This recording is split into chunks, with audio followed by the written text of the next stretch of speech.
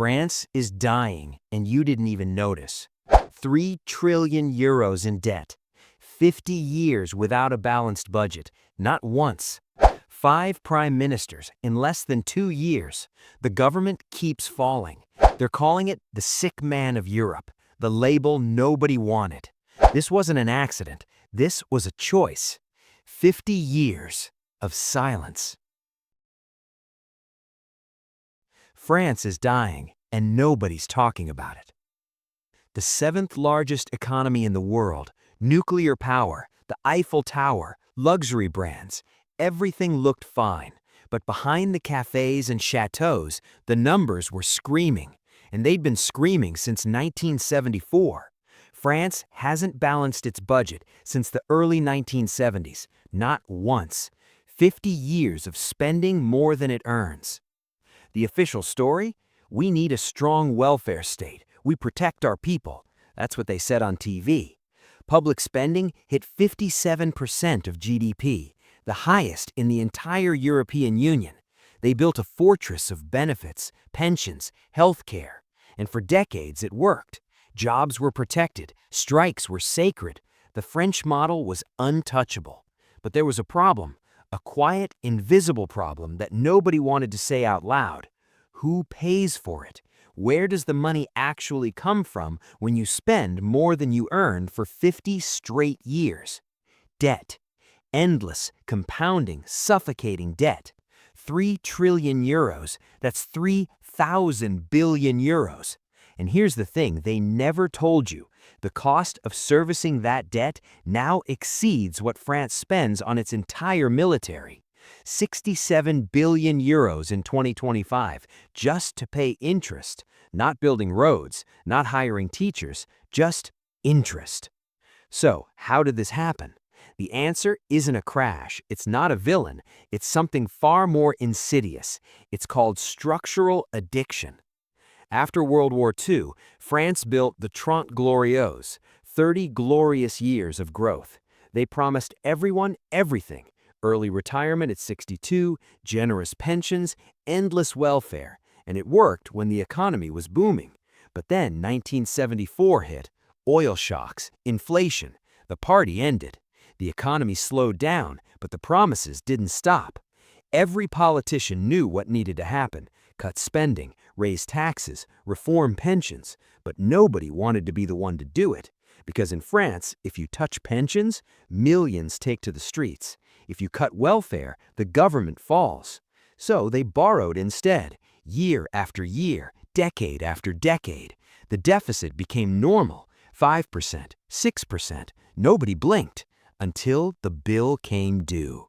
Emmanuel Macron tried. He raised the retirement age from 62 to 64. The country exploded. Protests, strikes, political chaos. And then, in 2024, he made a fatal mistake.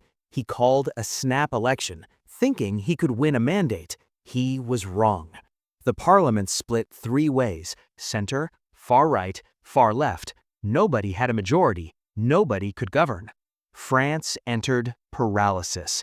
5 prime ministers in less than 2 years. Bayrou, Lecornu, each one toppled by no confidence votes. Budgets rejected. Reforms? Impossible. And the markets noticed.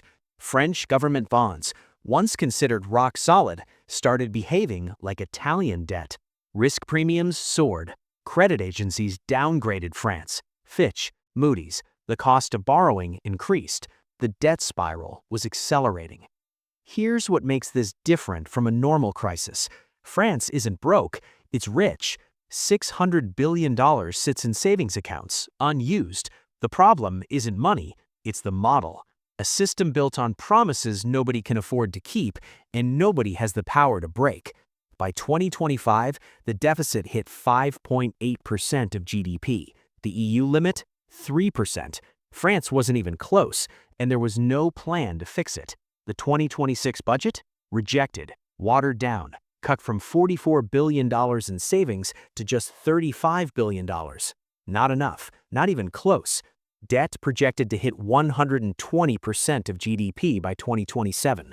Interest payments consuming 3% of the entire economy. a nation slowly drowning in its own obligations.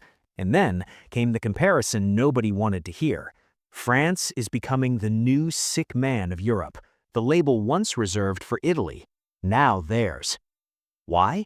Because unlike a stock market crash or a bank failure, this was a slow-motion collapse, institutional decay, political paralysis as policy. Germany, once called the sick man in the 1990s, reformed its way out. France, it's running in place while the treadmill speeds up.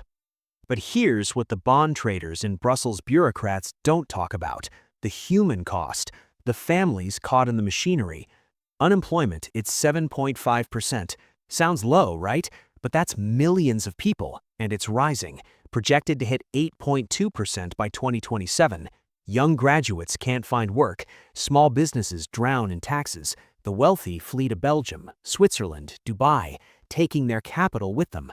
Poverty increased by 2.3 percentage points since 2019. That's not a statistic, that's families choosing between heating and eating.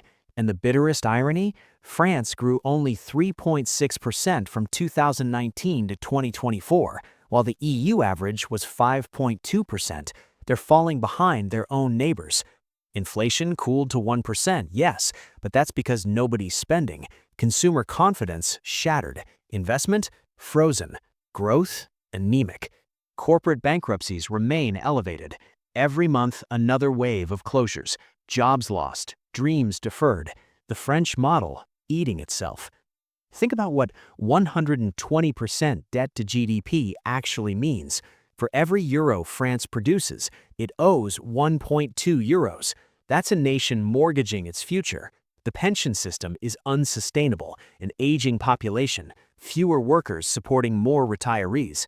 But try reforming it and watch the country burn. 75% of French people believe their country is in decline, not because they're pessimistic, but because they can feel the ground shifting beneath them. But France doesn't fall alone.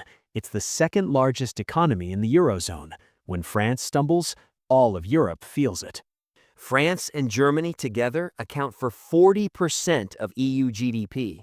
The Franco-German engine that built modern Europe is sputtering.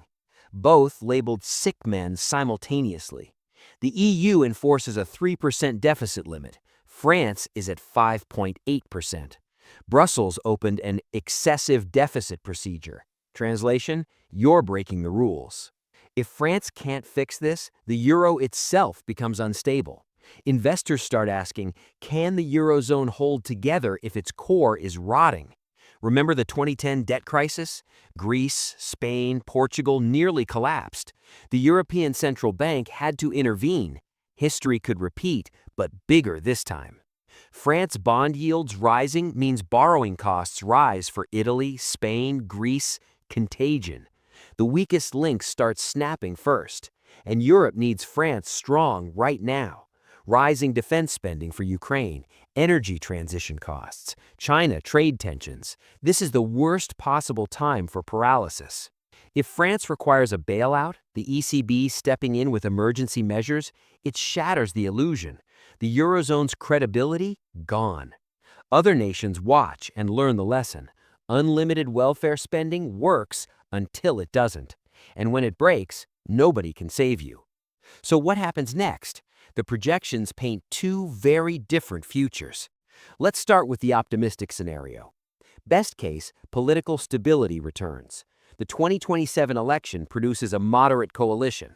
Painful reforms pass. Spending cuts actually happen. Growth rebounds to 1.5% by 2028. Debt stabilizes around 120%, still high but manageable. France becomes the reform success story, like Germany in the 2000s. But there's another path, the dark one. The 2027 election delivers extremists, far right or far left. Both promise to reverse every reform. They lower the retirement age back to 60, increase welfare spending, reject austerity. The deficit explodes past 6%, then 7%. Debt spirals to 130, then 140% by 2030. Interest payments consume 5% of GDP. France becomes ungovernable, a failed state in slow motion. The ECB refuses to bail them out. Moral hazard. Markets panic. Bond yields spike. Capital flight accelerates. The Eurozone fractures. The truth? It'll probably land somewhere in between, muddling through. Slow decline. Not collapse, not recovery either. Just bleeding out.